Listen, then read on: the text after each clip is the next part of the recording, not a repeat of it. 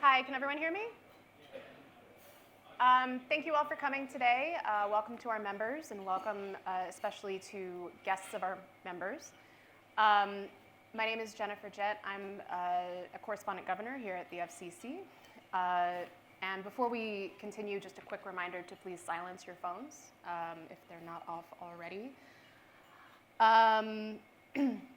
Yeah, before we begin, just a reminder, you'll see, I believe each of you at your seats should have a membership brochure.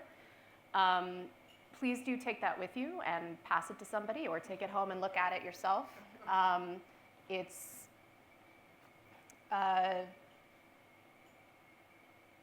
a way that we can get more people in here to enjoy events like these that we're very excited about today.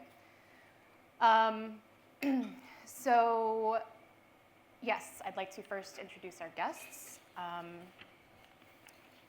John Mack and Angus Hui, who are here to talk today about their exhibition, Lost and Found in Hong Kong, the Unsung Chinese Heroes at D-Day.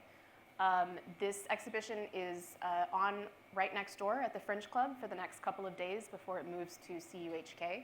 So be sure to check it out. And if you can stick around after, you can get a personal tour from our speakers who will be going over there. But just to tell you a little bit more about them, John Mack is a public affairs professional devoted to local community development and building understanding across sectors and cultures. He has been widely recognized for his work, including being selected as an inaugural Obama Scholar, Forbes 30 Under 30 Asia Honoree, and an Asia 21 Fellow by the Asia Society. He has an MA in Public Policy and International Development from the University of Chicago, and a BA in Politics, Philosophy, and Economics from the University of Durham. And we have Angus Hui, a journalist turned historian who specializes in Chinese modern history and Hong Kong local culture and heritage. He has received multiple awards for his writings, including the Society of Publishers in Asia Awards and the Business Journalism Awards of the Hang Seng University of Hong Kong. He has an MPhil in Asian and Middle Eastern Studies from the University of Cambridge, and where he was awarded the Hong Kong Scholarship for Excellence, and a BA in Chinese History and Culture from the University of Hong Kong. So we're going to start today with a short video, followed by a presentation by John and Angus, and then I will ask a couple of questions, and then we'll open it up to the audience. So thank you again for coming today, and let's start with the video. In 2015, in a soon-to-be-demolished building in Sai Ying Kuni, some random personal items were found, including a diary dating back to 1944. Its owner was a Hong Kong veteran sailor, Lam Ping-yu, one of the 24 Chinese naval officers sent to train abroad at Greenwich in 1943. They subsequently took part at D-Day. Of course, it is absolutely fascinating to us to now discover that there were these 24 young officers in the Royal Navy from China. You know, the accounts which I've read of some of the officers being on HMS Ramillies, a great battleship taking part in the shelling of France on the first day, that's a wonderful testament to the international cooperation. Now, very few people will have known about this until now. We thought that we knew everything pretty much about D-Day, but here is a fascinating new discovery. We then embarked on a journey to uncover more. We encountered new sources across Asia and Europe, including the stories of Lam's colleagues. These sources provide us with further insights into Chinese involvement in the Second World War. And of course, that whole operation began the process of liberating Europe and ending the Second World War. So I think we have to see all these as linked. D-Day, success in Europe, defeating the Japanese, and restoring peace and freedom to the people of Hong Kong. The Germans, of course, had placed mines in the English Channel, so there were considerable dangers from those.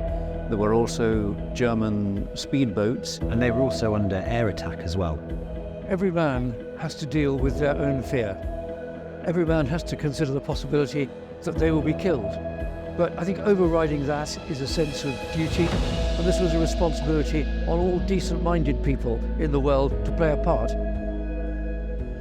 Lots of human stories were found, especially about love and friendship across continents. They were thousands of miles away from home. So how much more pressure must they have felt in this unfamiliar environment? And I think that just, again, brings home what a huge commitment it must have been for these 24 young men to have joined this Allied fleet and to have served alongside them. This was a world war, and although we have constructed the British Normandy Memorial, there are men from more than 30 nations whose names are inscribed on that memorial, and it is very important to remember what an international effort it was. So I think it is very important to pay tribute for all the nations and all the men who fight during the war. We have to make it possible that every country to have the name of all the men who were involved in this operation. And they should be remembered, just as we remember all of those who served. We believe these stories would offer a unique perspective on the journey of the Chinese naval officers and build connections that allowed Hong Kongers to understand D-Day. Congratulations on the research that you've done this far. I think to have uncovered these stories, to be humanizing those 24 Chinese officers, I think that's really important. The importance of the contributions of individuals, that's what people relate to, that's what people ultimately kind of connect with. So it's by uncovering those individual stories and the humans behind the name, that's how we go about transmitting memory and trying to communicate that the values that were fought for at such a high price on D-Day and throughout the whole of the Battle of Normandy, that's what they were fighting for. That's how we remember. Our journey began in January, but within 4 months, we've been able to gather new information and garner international interest. This journey has been most extraordinary. If you think about it, our journey is also quintessentially a Hong Kong story. Beyond piecing together history, we are also connecting dots, connecting past and present, connecting East and West, connecting people from different generations. Our exhibition is set to launch in late summer. Stay tuned, and we hope you will join us on this journey.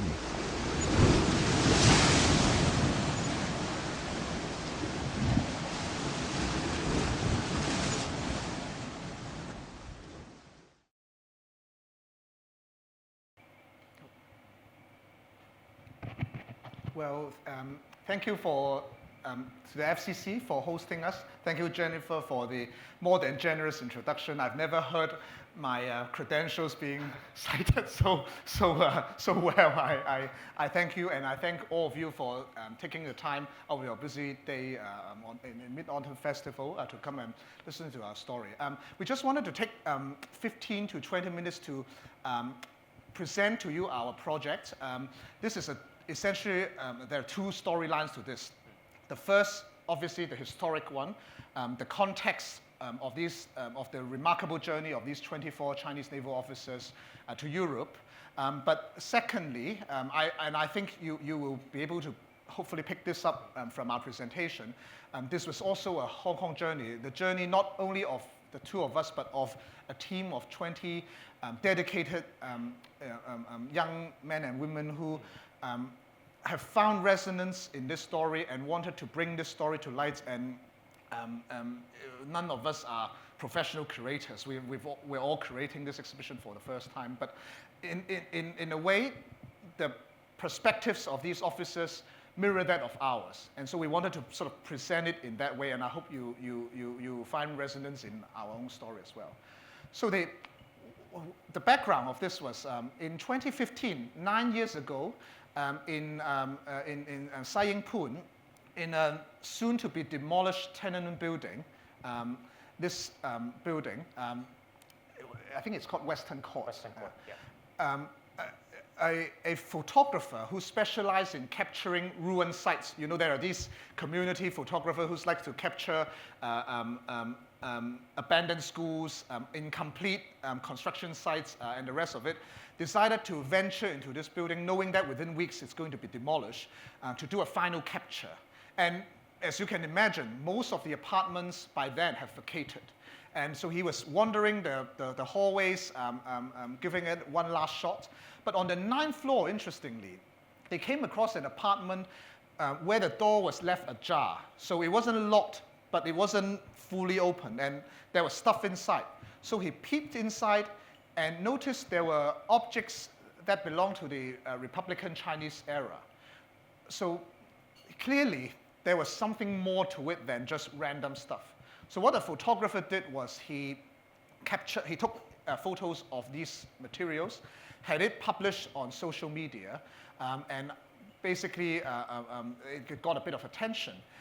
Within the next couple of weeks, a small group of what we call history enthusiasts in the community, collectors, researchers, I think there were 3 or 4 of them took an interest, and I think they include Kelvin Han, who later was the one who rescued these stuff. But they decided to venture again into the apartment with the photographer, and this time giving it a careful survey, and realized these were artifacts that tells basically the story of one man's journey in Europe, one man's wartime experience.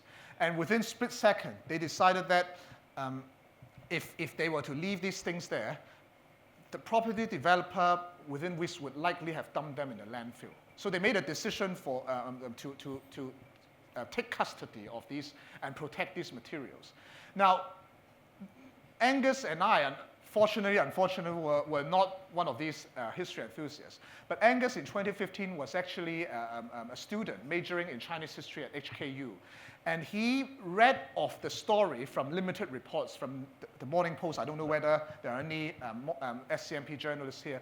And he was mind blown. You know, we've all studied D-Day, but never had we come across ever Chinese presence, Chinese participation at the expedition.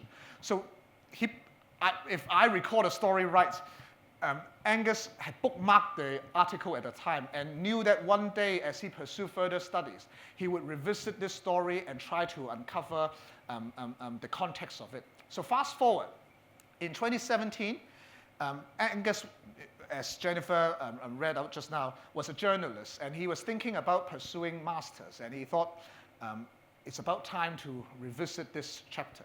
So what he did was he contacted the enthusiasts and asked for the rights to have these materials digitized. And he did more research and sort of got a sense of the context of it. There came COVID, and he had, by 2020, he had put all his stuff at the attic. And here I claim a bit of credit. Last year, when we formally met at work, we realized the two of us share a same worldview, but and a similar view of history. And in particular, we were both interested not in the stories of generals or kings and queens, but rather we were interested, we share a common interest in the life choices of what we call small individuals, small characters who have had to navigate grand history and moments of historical tides.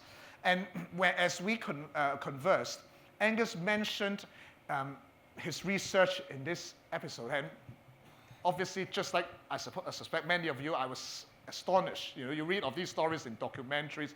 Who would have thought the guys whom you're meeting only for the first time sitting opposite you has this great story? And so me being me, I encouraged him to think of a way of bringing this story to light, because you can't possibly reserve it for the ivory tower. And Angus, being Angus, decided, to give it a try. And so from there, from January onwards, we embarked on this extraordinary international journey of research, initially thinking of putting together a one-off exhibition, literally at some random cafe in West Kowloon, and not West Kowloon cultural sites. I meant a cafe there, and with a budget, I still remember, of 50,000 Hong Kong dollars. And we thought we would just pay it out of pocket. If anyone was interested enough, would perhaps chip in. But within a few months, we've ventured across Asia and Europe, across 5 museums. We've spoken to experts like Professor Wang Gengwu. We have visited the Armonge Museum in France, and we've uncovered by now a the full historical context, the backstory of this episode. And this exhibition has now ballooned from a one-off cafe-based 50K exhibition to an international tour that will tour Hong Kong, Britain, and France, and perhaps other places. And our team has also grown from one of two, the pair of us, to a team of 20 dedicated young professionals and students, two of whom are here. I'd invite you to talk to them afterwards to learn about their motivations, Ellie and John Chen here. And the interesting thing about this team, before I go into the actual history, is none of us actually have any prior experience in creating an exhibition. But we share a common dedication to bringing this history to light in historical storytelling. And our motto, our goal, was to not put on a sort of student-grade project, but one of professional standards. So I do invite you, just to do a bit of marketing, I do invite you, if you have time, to spare 15 to 20 minutes to visit us next door and after lunch, and I'll be happy, all of us, to give you a tour of our show.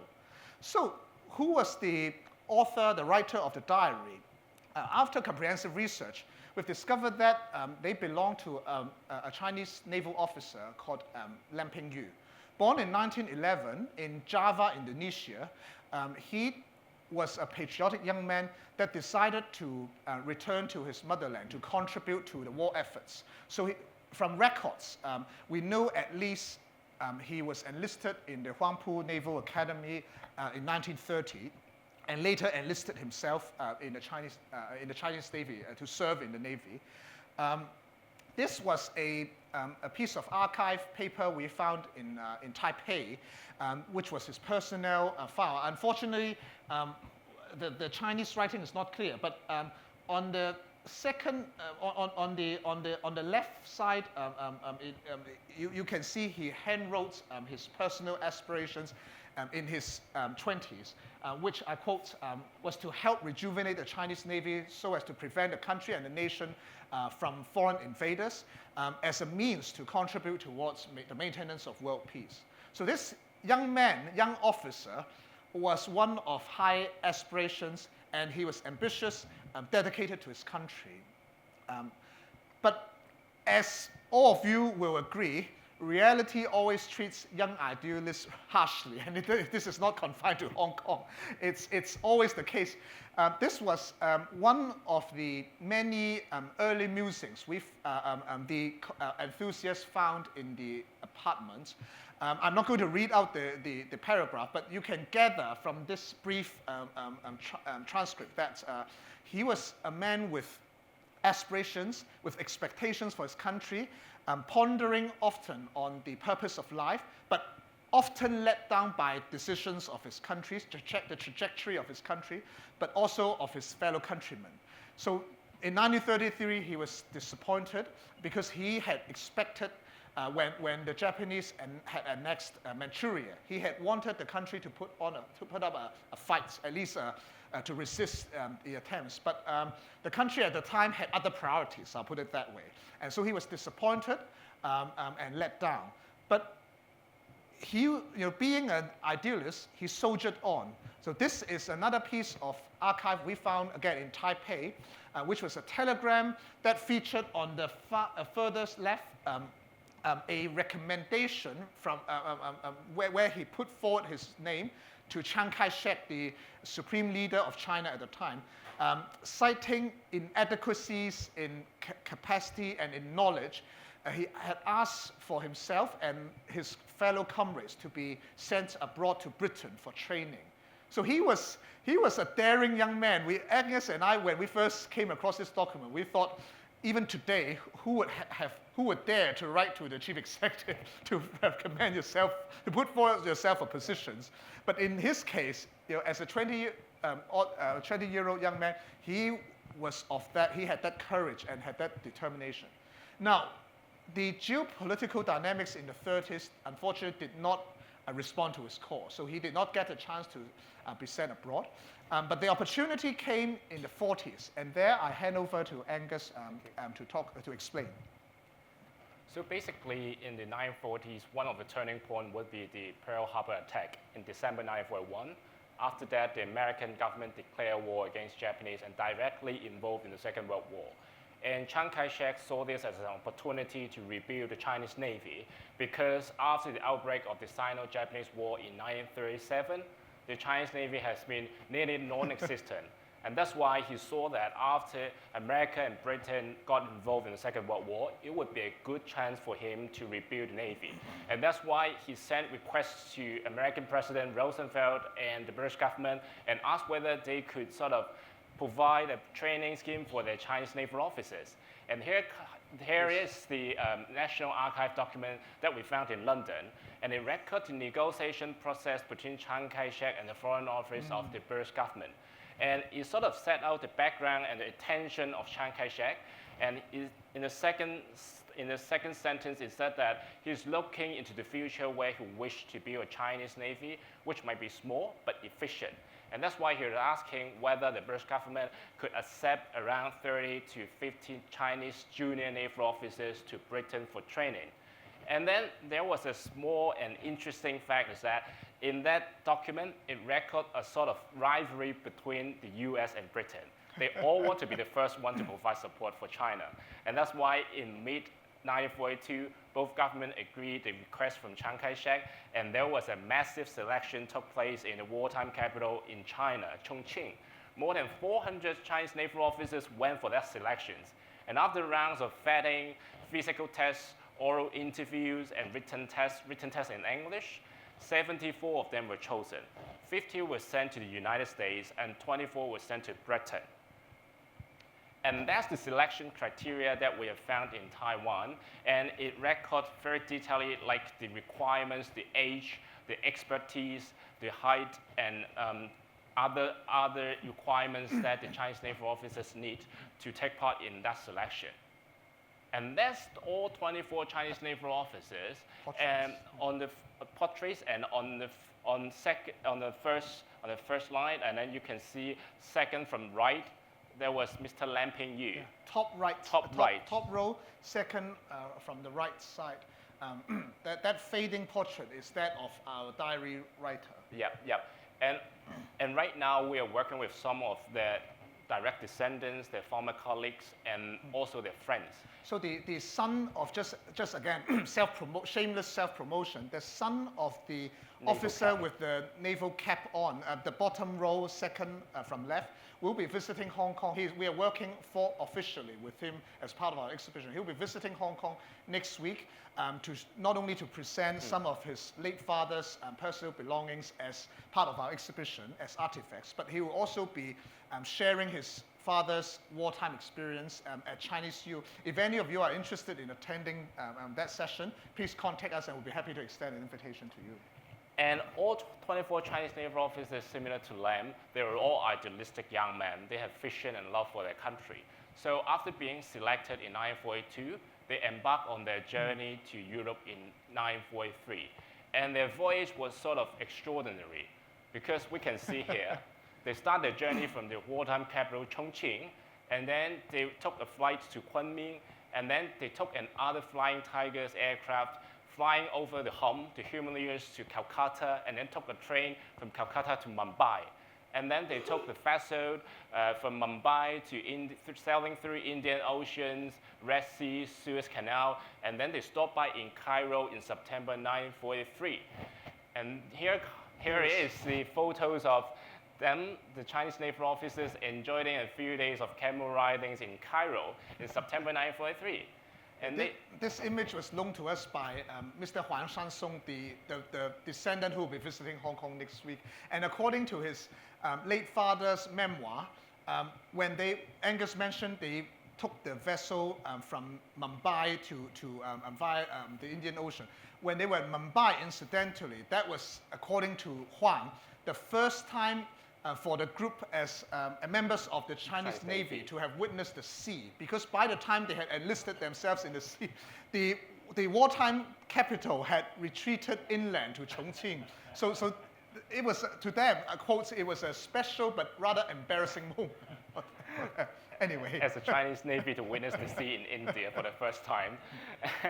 And after that, they took another vessel that sailed through the Mediterranean Sea, Gibraltar, and then arrived in Britain in October 1943. And that's the Naval Historical Branch paper that was provided to us in this year, in April, I guess, April. And then it recorded their arrival. And soon after their arrival, they immediately start their training, which include English courses, despite they have good English.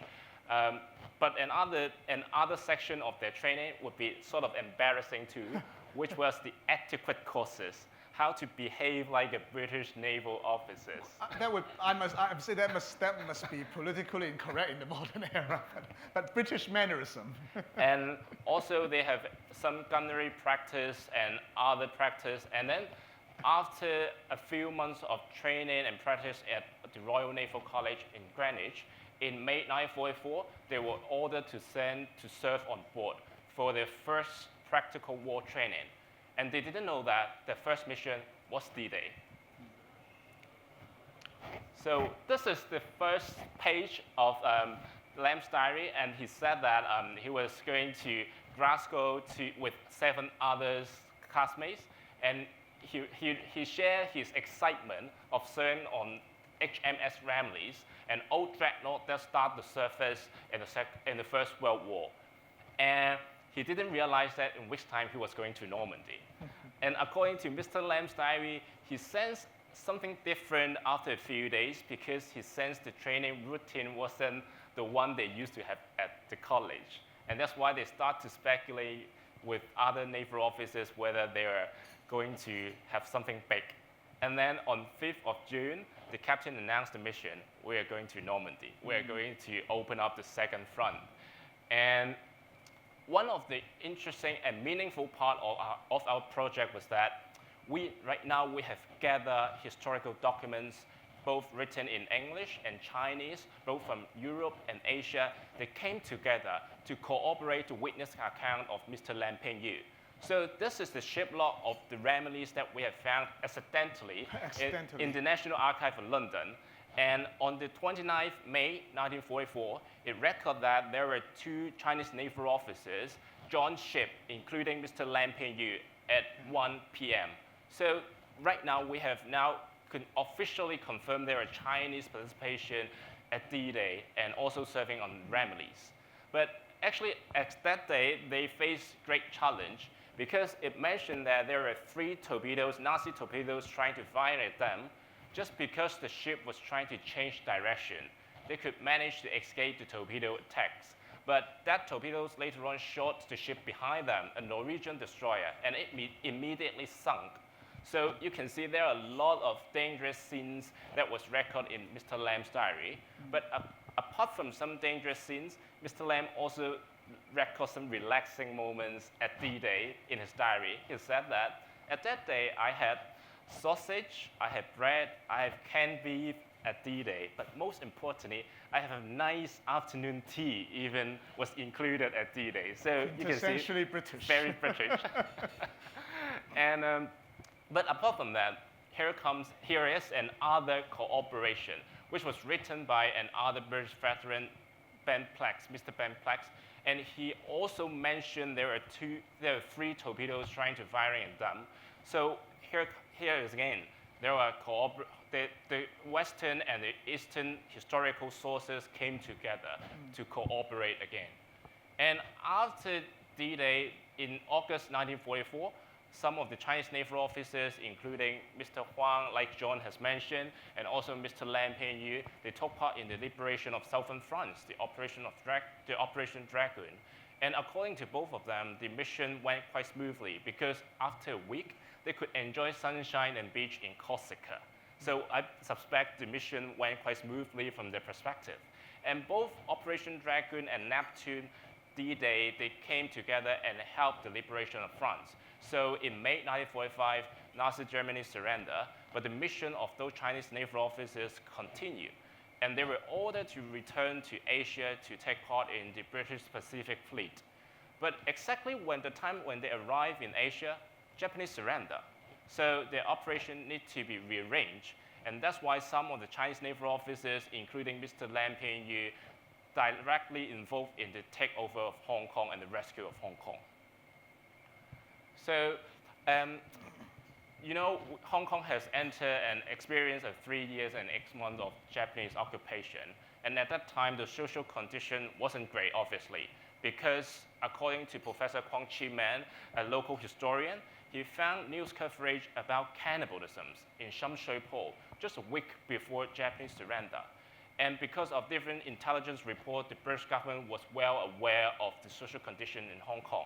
That's why they set up an Operation Armour, which was the main objective was to gather all available food, medicines, coal, and banknotes to Hong Kong to facilitate the post-war recovery and to stabilize the social condition. And that's why Mr. Lam took part in that operation. And he also, in his travel notes, he arrived in Hong Kong on 17 September 1945. And according to Mr. Lam, he witnessed serious inflation, starvation, and more than 100 casualties per day. And upon his arrival, his ship immediately offloaded food and medicines to the city and to the local populations. And the Operation Armour obviously played a significant role in our post-war recovery. But even us, like in our local community, we didn't really know about that operation. So one of our major objectives of our exhibition was to give all of us a sense and more details of how the British and the operations, relevant operations, helped facilitate the post-war recovery. And after all of that, we believe that this is not just a story about D-Day, because throughout our research journey, we have found a lot of fascinating stories related to Hong Kong, demonstrating our city's robust global network.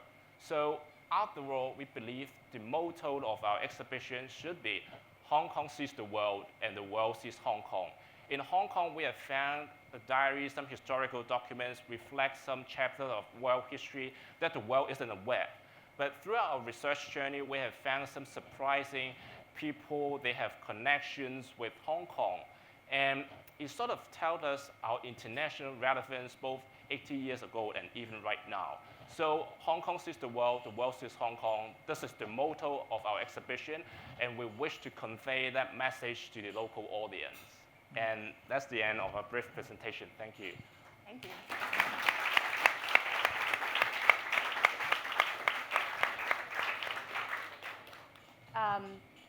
Thank you, that was fantastic.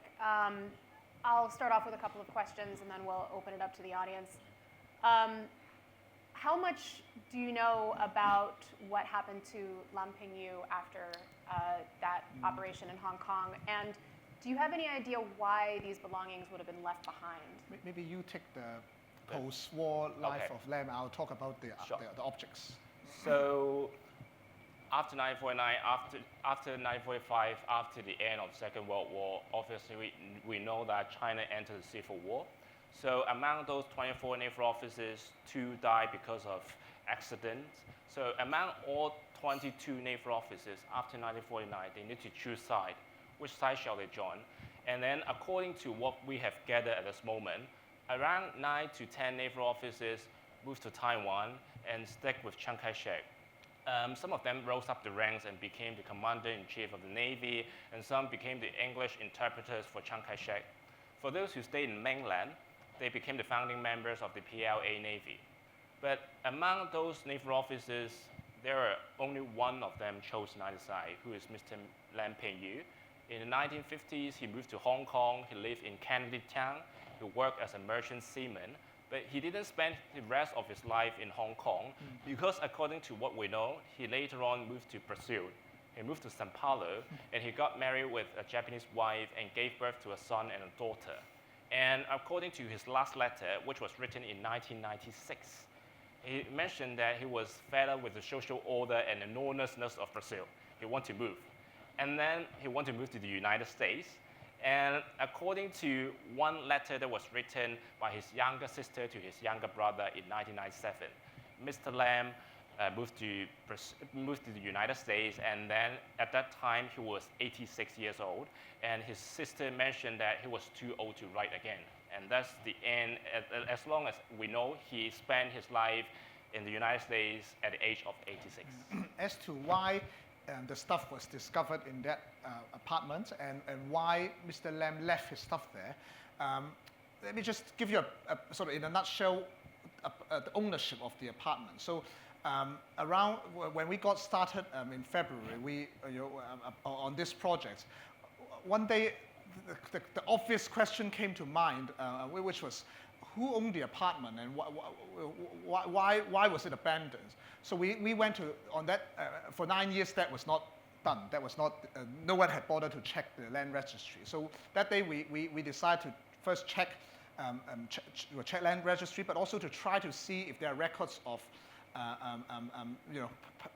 personal records in government archives of Mr. Lam. And it turns out from land registry records that the apartment belonged to the 6th younger brother of Mr. Lam, the author. So I'll call him the brother because they both are Mr. Lams.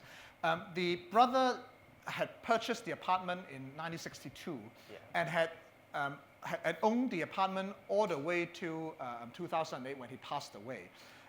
In 2008, the ownership of the apartment was transferred to his eldest nephew as his probate, because so from there we inferred that the brother was not married and was never married and was not survived by any offsprings, which explains why the nephew perhaps might not have been aware of this stuff and had sold the apartment in 2009 to the property developer that was hoping to redevelop the site.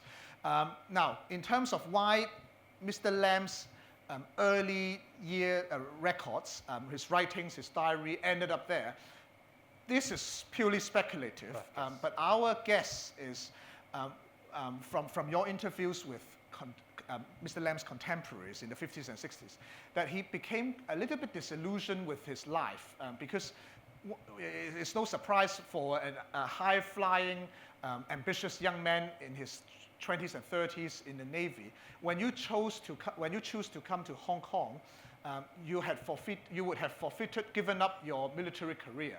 And given that there was no Navy to serve in Hong Kong, he became a merchant seaman. His classmates, his colleagues, his comrades, on the other hand, in Taiwan and in the mainland, rose up the ranks.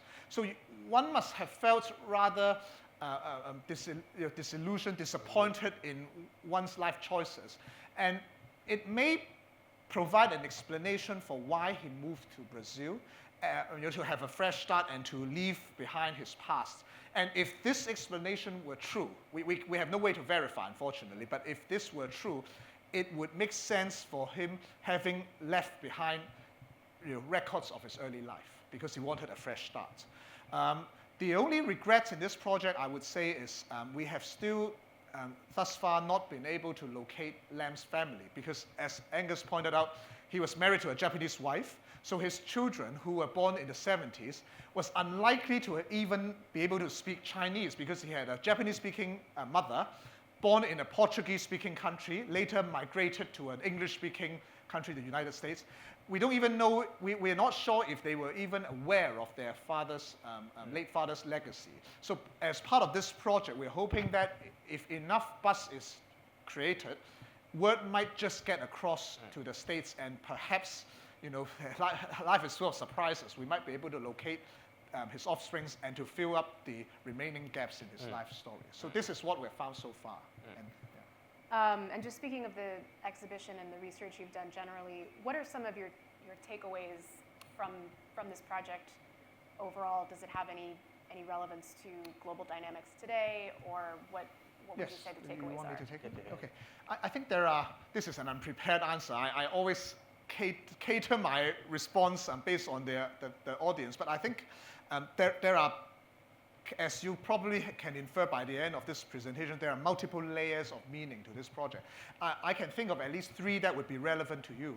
One is when we first started, we had thought this would be a history project to fill history gaps and to bring this story to light. But again, I mentioned within a short period of time, we were able to garner international and local interests alike. And I think it goes to show that, well, first of all, it defies a lot of assumptions from people, educators, that young people are not interested in history, because nothing can be further from the truth. Many on our team are not even students of history. One of our most longest serving, I say longest, 7 months, longest serving volunteers is actually a student of computer science. But he has been helping us faithfully since February. I think it goes to show it takes a good story and a human touch and relevance to connect people, connect the young with the young at heart. But the other connection that we've established, to your question about international dynamics, the international order, is I want to borrow a phrase from a British journalist when he first came across this story. His impression was, it's ironic, quote, how things were so much better despite things being so much worse. So despite there being war, there was actually solidarity between Britain and China.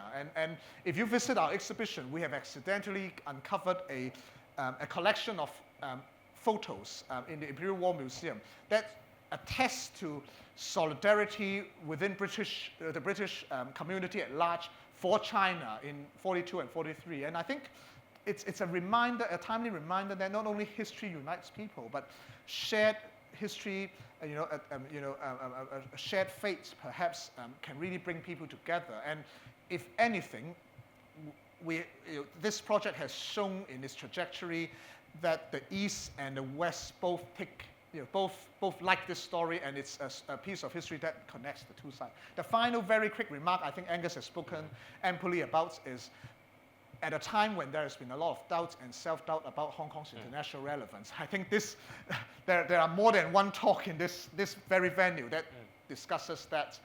Let this be a reminder that as far as 80 years ago, Hong Kong has had a role to play in international history and in international events. We may not be the protagonists, so we shouldn't inflate our role. We are, but the shadows of Hong Kong always loom in some random corners in world history. And let this be a boost in morale, a boost in confidence of our role in the world. And on that note, looking back to the story of Mr. Lam, he made the decision to be a Hong Kong resident in the 1950s. There's actually a lot of people, they made this decision as well in their generation. They believe, because of various reasons, because of political chaos or international dynamics, they believe Hong Kong is a place for them to have a stable life. And then they brought along their personal stories and experience to this city. And those stories reflect the chapters of history even the world isn't aware, just like Mr. Lam's stories. So we believe that Hong Kong is a place full of historical and cultural heritage. Just explore it, keep curious, and then we can always find other extraordinary stories like Mr. Lam's one. Very well said. I'll open it up to questions from the audience. We have a microphone to pass around. Let's start over here. Thank you. They were commissioned officers, right? Yep. So when they boarded their ships, were they actually in the order of command, or were they just acting as observers? Excellent question. I think, so there were two, as you will have gathered from the presentation, there were two periods of wartime, real war experience. One was D-Day, the other one was their involvement in the British Pacific Fleet. I think their involvement level, if you will, varied between the two. Varied. In the first instance, in D-Day, it was more of the role of an observer. In the second one, it was more mixed. I can't speak to the exact contractual, if you will, arrangement, but what we know for sure is they were paid. They were double paid. So it was a fair sweet deal as well. They were paid by the Chinese Navy as well as by the Royal Navy, and in Britain they were actually paid the same level as a British officer would be paid. So I think based on that, there must be some, they must have been involved in some way. But certainly in D-Day, they played more of the role of an observer. It was more of a secondment trainee sort of position. Yep, yep. Other questions? We have one here. I'm interested. They went from China to be trained by the Royal Navy, ended up on the front line, and they went through this other career through the war. And then, as you say, I think 9 joined the Taiwanese Navy. Yeah. Did none of them join the Royal Navy, as they were obviously trained to be Royal Naval officers? Because it's just a training program, and then they need to return to serve in the Chinese Navy later on. Yeah. And most of them, I mean, we haven't had time to go through all, every one of their personnel files. We only showed Mr. Lam's, but these were patriots. These were people dedicated to, serving the interests of China. In fact, one particular officer, we have quite a funny story, because in the personnel file, it also describes their family status and their net worth, if you will. One of them came from, in fact, quite a number of them came from well-off backgrounds. Decent family. So they did not necessarily had to earn a living, if you will, from a military career. So I think there's a good chance they were, ambitious, trying to pursue a career of service, which would therefore explain not only was the arrangement, does the arrangement require them to return, but I think they were willing to return to serve their motherland. Other questions? Thank you.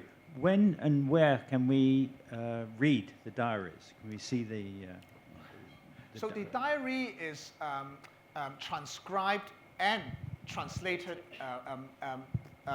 shown in the exhibition itself. We have been asked, prompted, but have made the decision not to publish it because we are mindful, being responsible parties to the 50-odd parties, partners that have decided to work with us at museums, universities, that we deal with questions of copyright most prudently. So we have instead opted to digitize it as part of the exhibition. And if, sir, you have time, I'll show you to the device, and you'll be able to read the 80-page odd diary, all translated professionally. And it spans May 44 to November 44. Yeah. Mainly, yeah. Other questions?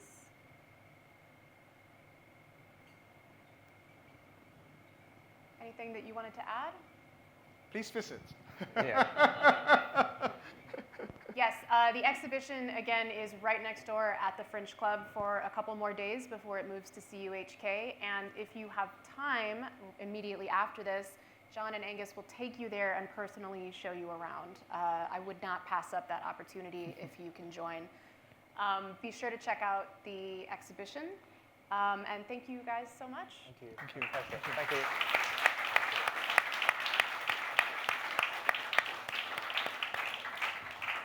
We have some gifts for you, but just again, I just wanted to remind everyone, if you are a guest of a member here today and you enjoyed this event and would like to attend more, do consider picking up a membership application. You do not have to be a journalist to join. And if you are a member, hand a membership application to someone else. Just a reminder, you do get a $2,000 F&B credit when you successfully introduce a new member. That is a lot of drinks at the bar. And also wanted to mention another club lunch we have coming up next week. Very excited about this one. Huang Jingwei, who is the spokesperson for the Commissioner's Office of the Foreign Ministry in Hong Kong, Foreign Ministry of the PRC in Hong Kong, will be here on this stage talking about the third plenum and the issues that were discussed there. So if you like this today, please take a look at that event as well and the others that we have coming up. There's lots going on here all the time. Thank you again, and yes, go to the Fringe Club next door if you can. Admission is free. Yes, it's free.